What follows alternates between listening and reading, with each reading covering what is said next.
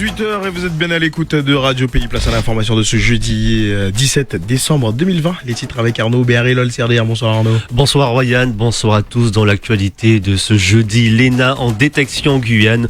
Une équipe de l'École nationale de l'administration est allée à la rencontre des lycéens de Félix Éboué. Objectif, informer et donner l'envie d'intégrer la prestigieuse école. À l'université, les étudiants, eux, sont incités à se faire tester pour lutter contre le Covid-19. C'est la troisième opération de ce genre sur le campus. Reportage à suivre. On reviendra à nouveau sur l'annulation du carnaval 2021.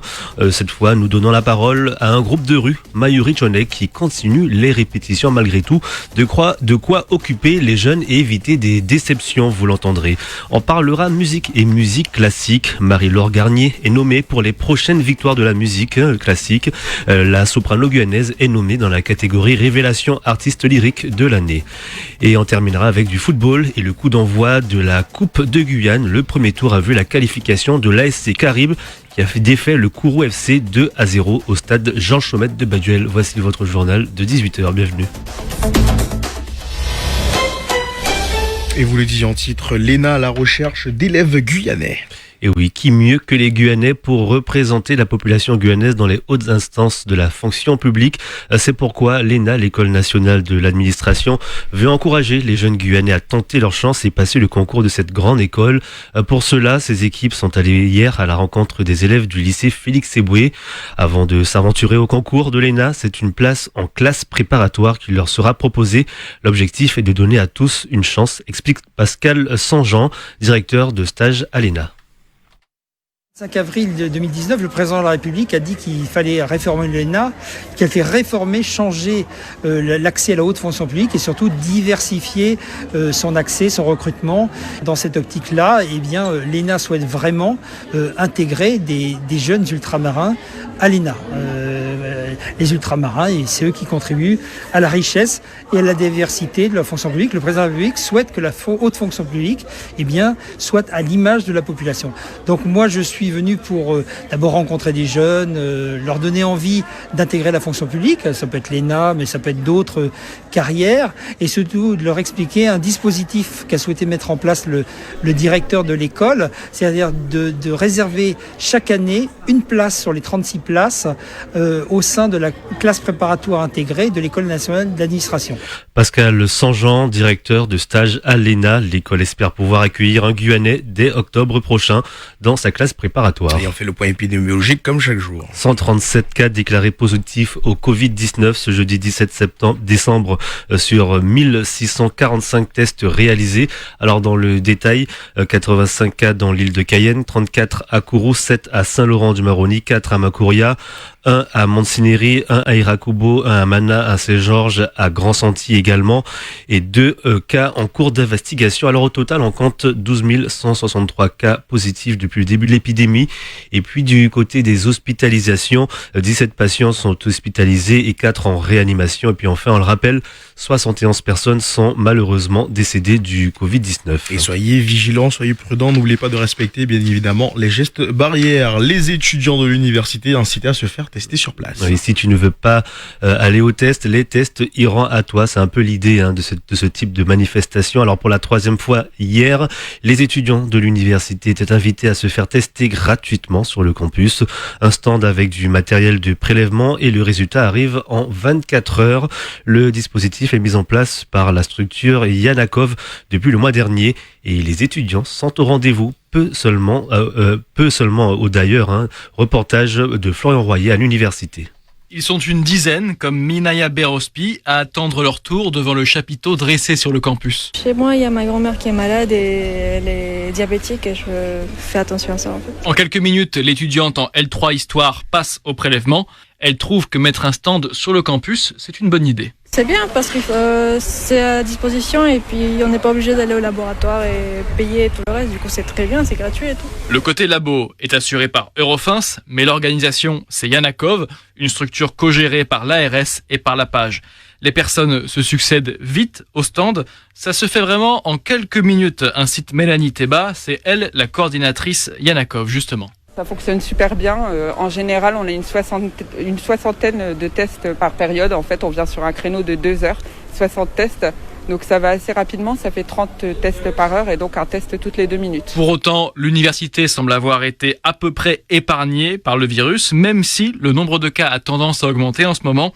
Nicole Clément est conseillère santé-sécurité, c'est aussi la référente Covid de l'établissement. Depuis le début de la pandémie, depuis le mois de mars, parmi les étudiants, nous avons une dizaine de cas Covid+.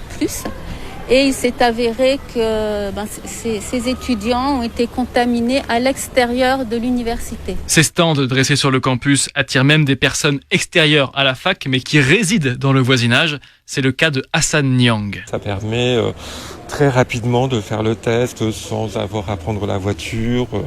C'est une opportunité, je pense, pour les étudiants comme pour les voisins de faire le test et de se rassurer. Le dispositif Yanakov reviendra à l'université après les fêtes, courant janvier.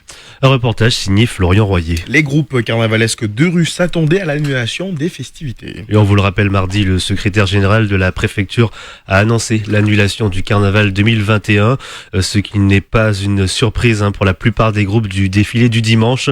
Parmi eux, Mayuri Choneg avait déjà prévu de ne pas défiler en raison d'un délai trop réduit pour préparer les parades. Mais pour éviter des déceptions chez les jeunes du groupe, les répétitions sont maintenues et d'autres activités seront proposées, précise Pascal Lama, le président du groupe Mayuri Choneg. Avec le bureau, on a décidé de garder le petit groupe, le petit noyau, d'essayer de faire des sorties avec eux, d'essayer de... On répète. Pour l'instant, on répète toujours, mais en fait, c'est plus pour les prestations, d'accord ? Donc, on les garde en main pour ne pas justement qu'ils soient trop déçus. Parce que ce sont pas tous les jeunes qui sont sportifs ou qui ont d'autres choses à faire. Il y a des jeunes, c'est le carnaval de rue. Donc après, si on leur enlève ça, c'est un peu compliqué. Donc c'est pour ça qu'on essaye de garder un peu le noyau pour ne pas qu'ils se dispersent, quoi. Donc après, oui, on est déçu de le savoir au dernier moment. Bon, je pense que les groupes ont réagi comme nous. Ils se préparent longtemps avant, donc pour eux, c'était logique qu'il n'y ait pas carnaval. Mais ça aurait été bien aussi de leur part là-haut qu'ils nous préviennent plus tôt. Ça, c'est sûr. Pascal Lama, le président du groupe Mayuri Choneg. Les Guyanais sont les moins satisfaits de la vie. Oui, dans une étude, l'INSEE a évalué sur une échelle de 1 à 10 la satisfaction de la vie aux Antilles, en Guyane et à la Réunion. Et la population guyanaise se déclare la moins satisfaite avec une note moyenne de 6,2 sur 10. Une insatisfaction principalement due aux mauvaises situations financières et au logement dégradé.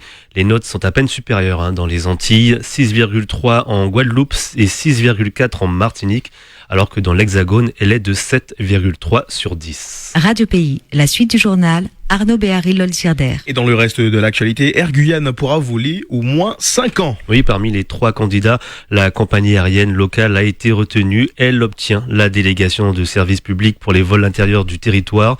Une décision rendue à l'unanimité hier en séance plénière à la CTG. L'expérience et les projets de desserte vers d'autres destinations étrangères dans la grande région ont joué en sa faveur. Et enfin, toujours dans le domaine aérien, la CTG et d'autres investisseurs locaux investissent dans le rachat de la compagnie Corsair à hauteur d'1 million d'euros dans l'espoir de faire jouer la concurrence dans les liaisons Cayenne-Paris. Marie-Laure Garnier est nommée pour les prochaines victoires de la musique classique. Et oui, la soprano guyanaise est nommée dans la catégorie Révélation artiste lyrique de l'année. La cérémonie est prévue le 24 février prochain. C'est une belle évolution pour la lauréate du concours Voix des Outre-mer 2018 et du Festival d'Aix-en-Provence.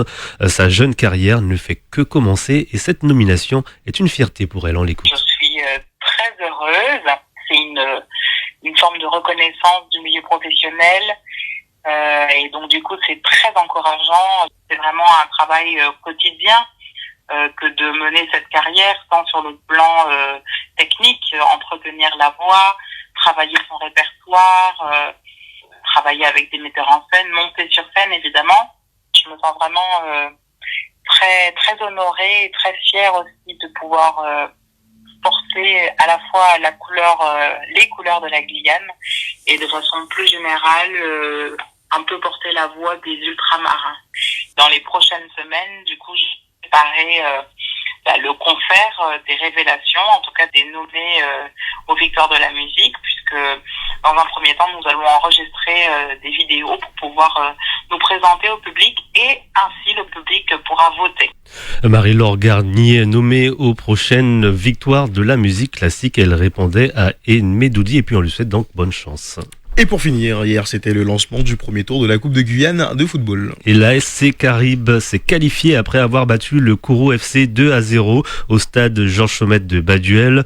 Il faudra très vite rebondir, nous dit le capitaine du Kourou FC, Emmanuel Jordan, au micro d'Alain Polmain. Emmanuel Jordan. C'est vrai qu'on va dire que ce soir vous êtes passé à côté. Il y avait la possibilité d'aller chercher cette victoire.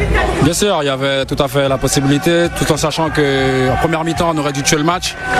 On n'a pas su mettre à l'intérieur. Maintenant c'est l'équipe adverse qui nous a infligé 2-0. Donc maintenant il faut faire travailler pour mieux rebondir.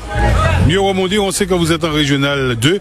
L'an dernier vous étiez en Régional 1. J'imagine que l'objectif cette saison c'est de retrouver l'élite. Bien sûr, l'objectif premier c'est de revenir dans l'élite numéro 1 et on va tout faire pour remonter le plus rapidement possible.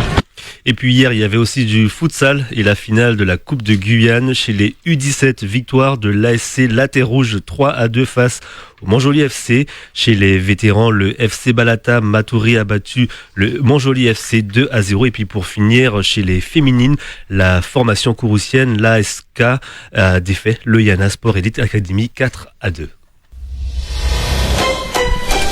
Merci beaucoup Arnaud Béar et Lol Serder. Le prochain point de l'information, ça sera demain dans les matinales des 5h avec Florian Royer. Quant à vous, on vous retrouve demain à 18h. Merci, une très belle soirée à notre écoute.